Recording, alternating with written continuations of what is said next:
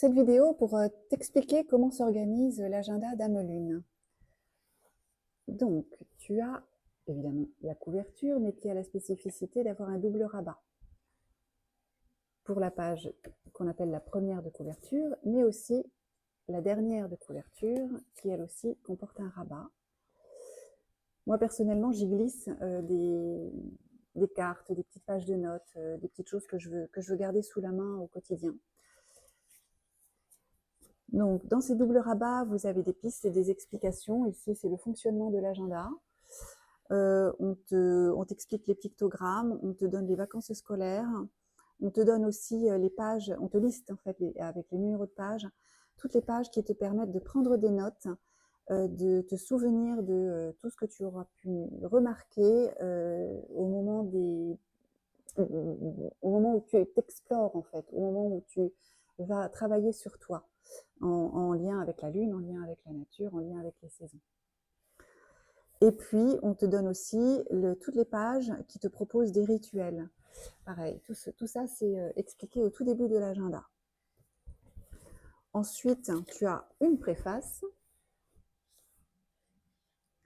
un sommaire qui est sommaire.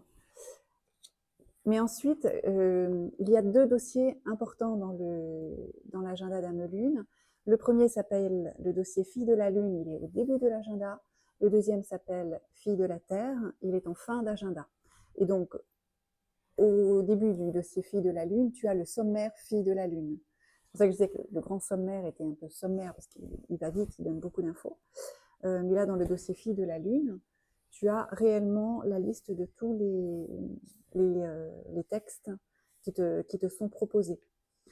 Donc, dans le dossier Fille de la Lune, tu as un texte sur Hécate, la triple déesse lunaire. Ensuite, on te propose un rituel, parce que Hécate a la spécificité d'être, entre autres, la déesse des changements de vie. Donc, on te propose un rituel de tous les passages qui nécessitent pour toi un réel changement dans ton quotidien. Ensuite, nous avons un dossier assez dense sur les 13 gardiennes, les 13 mères originelles, qui sont